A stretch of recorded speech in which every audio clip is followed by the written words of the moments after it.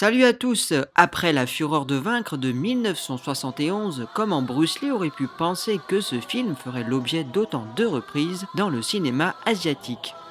Que ce soit en reprenant juste ses scènes cultes, le personnage principal, une suite avec la même recette ou de faire carrément un remake, on ne compte plus les films faisant référence à ce classique même jusqu'à aujourd'hui.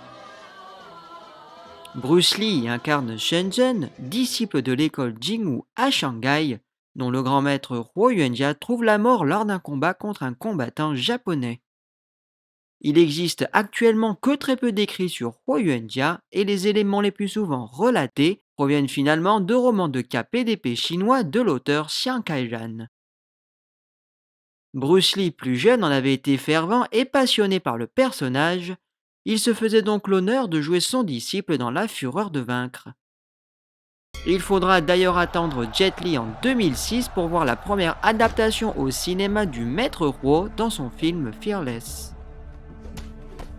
Parmi la filmographie de Bruce Lee, La Fureur de vaincre est sans doute le film le plus sombre et le plus mélancolique de tous.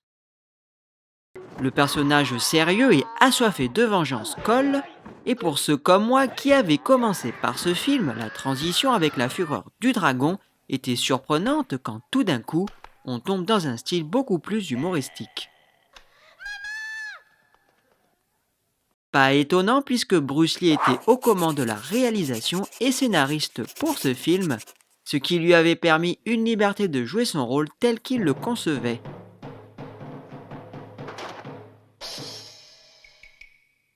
Parmi tous les films faisant référence à La Fureur de vaincre, on distingue bien sûr ceux issus de la bruxploitation, un phénomène apparu après la mort du petit dragon qui connaît l'émergence de faux Bruce Lee, des sosies pour la plupart qui portent tous le nom de Bruce quelque chose et qui essaient tant bien que mal de faire ressusciter la légende en imitant son style de combat, son cri et son jeu d'acteur. Cela donnera naissance à deux suites dont La Fureur de vaincre 2 et 3 avec Bruce Lee ou James Ho, originaire de Taïwan. Il était d'ailleurs celui qui avait été choisi comme le nouveau Bruce Lee grâce à une certaine ressemblance physique et aura aussi interprété Bruce Lee dans d'autres films. Son style n'est finalement pas mal du tout et offre de beaux combats si on le compare avec d'autres films sortis à la même époque en Corée du Sud, la dernière est Le Retour de la Fureur de vaincre, avec Bruce Lee et Bruce Pak. Là on se retrouve dans la bruxploitation à 100%, surtout avec la dernière Fureur de vaincre qui n'hésite pas une seconde à mettre Bruce Lee sur l'emballage en passant des photos de lui au début du film. Ici, Bruce Lee est vraiment surjoué, il pratique le taekwondo, ne se sert pas que du nunchaku et a des talents d'acrobate qui parfois défient un peu les lois de la gravité.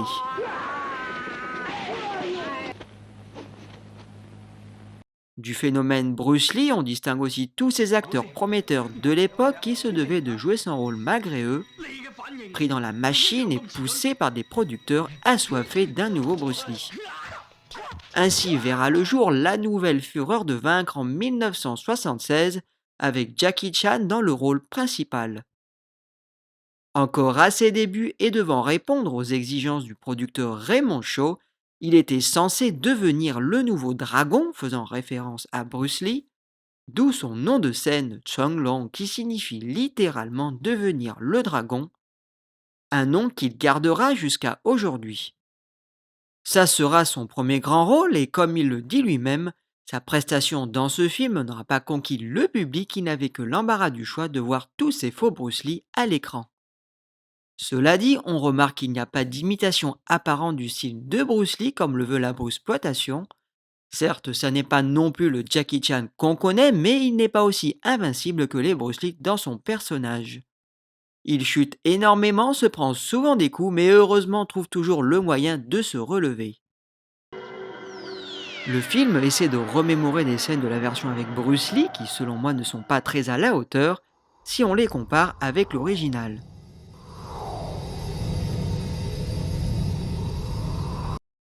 Évidemment, toute cette industrie ne se limitait pas seulement à La Fureur de vaincre, mais comment expliquer que ce film ait été le plus repris de tous? Surtout qu'en plus récemment et bien loin de la bruxploitation, d'autres films lui rendent toujours hommage, reprenant en boucle le même schéma narratif. À première vue, c'est avant tout un bon film de castagne et c'est d'ailleurs pour ça qu'on le regarde. Bruce Lee surpasse largement sa prestation dans Big Boss. Il est majestueux avec beaucoup plus de présence et des combats au rythme d'opéra chinois. Si toutes les répliques du film, apparues au cinéma juste après la disparition de Bruce Lee, étaient plus un phénomène de mode, il en sera tout autrement pour les reprises plus récentes. Qu'est-ce que La vous en raison, pensez? selon moi, pour laquelle ce film est Venez, repris sans cesse, battez-vous. c'est Seriez-vous qu'il a là tous les bons si éléments vous qui mourrez touchent de la corde peur, sensible du peuple chinois pauvre malade et qu'il est classique. l'instrument idéal Ok. pour attiser la flamme nationaliste. Voilà pourquoi si le film se déroule pendant l'invasion japonaise, qui montre un peuple chinois opprimé chez lui, ensuite qu'un héros imbattable surgit et qu'il y a au moins une scène dans le film où il se mesure à 10 combattants d'un coup, et enfin qu'il se débarrasse du grand méchant loup et ainsi rendre justice au peuple, on se retrouve avec un levier capable de soulever les foules et d'exploser le box-office.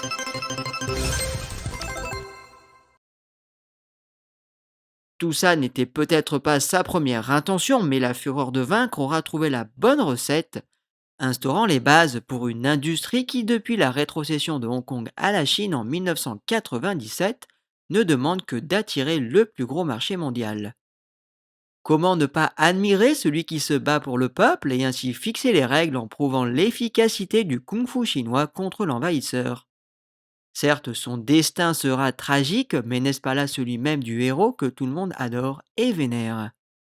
Surtout quand il préfère se sacrifier plutôt que de se rendre à l'ennemi. Voilà l'esprit du héros ultime que se revendique tout un peuple. Cela a beaucoup moins d'effet vu d'Occident, mais pour le plus gros marché mondial, dont l'esprit toujours sensible à certains moments de son histoire, c'est la condition sine qua non pour un film à succès puisqu'il représente la fierté de tout un peuple, prenant une bonne revanche face à son ennemi du siècle. Équation irréfutable s'appliquant tout azimut en poussant toujours plus loin dans le récit tragique à caractère quelque peu idéologique. En 2010 sortira The Legend of the Fist, le retour de Shenzhen avec Donnie Yen, dernière grosse production proposant une suite de La Fureur de Vaincre, et pour nous apprendre que Shenzhen avait finalement survécu et il est de retour. Cette fois-ci comme ancien combattant reconverti en justicier masqué aux allures de Kato dans le frelon vert et à la moustache digne de Don Diego de la Vega dans Zorro.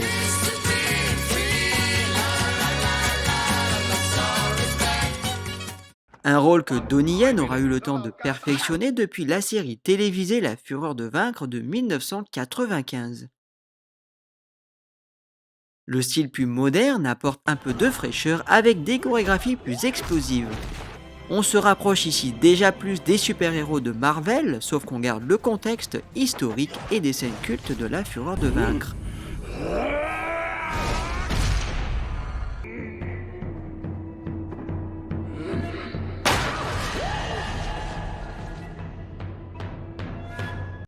En visionnant ce film, on aurait même par moments l'impression de regarder Ip Man.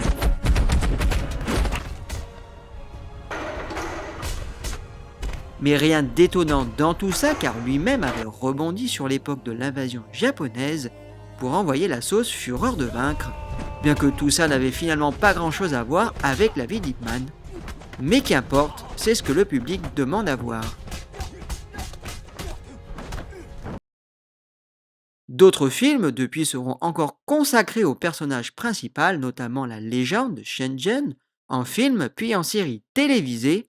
Bref, la recette reste au goût du jour et n'est pas prête de s'arrêter. Ça peut pas être mauvais, hein. On remarque néanmoins une évolution dans le personnage de Shenzhen qui distingue l'original des autres films, hormis bien sûr le fait que ce soit Bruce Lee à l'écran. Shenzhen, dans La Fureur de Vaincre, est guidé par la rage, prêt à tout pour venger la mort de son maître, sans vraiment penser aux représailles vis-à-vis de son école. Sa soif de vengeance est flagrante et sa fin tragique reflète donc aussi ses actes antérieurs meurtriers. Cette cohérence dans la narration est un message fort propre à la fureur de vaincre qui finalement ne conviendra pas aux autres films plus modernes, qui voient dans le héros l'homme plus humble, ne combattant pas forcément pour tuer, et ainsi se distinguer de l'envahisseur qui tue par plaisir. Autre chose, l'époque y est représentée avec beaucoup plus d'acuité dans le film original, et spécialement dans la représentation de l'art japonais. Dans la première scène de combat où Bruce Lee se retrouve dans le dojo et se bat seul contre tous, on y voit des judokas en kimono sous le portrait de Jigoro Kano et pas des pratiquants de karaté qui au final est originaire d'Okinawa dont le kimono est apparu bien après cette époque. Petit détail certes, mais qui démontre encore l'hégémonie de ce classique indétrônable dont tout était dans le détail. Ce qui m'amène donc à parler de l'ultime remake que j'ai volontairement gardé pour la fin car celui-ci mérite un peu plus d'attention. Je veux parler de The Fist of Legend de Jet Li de 1994.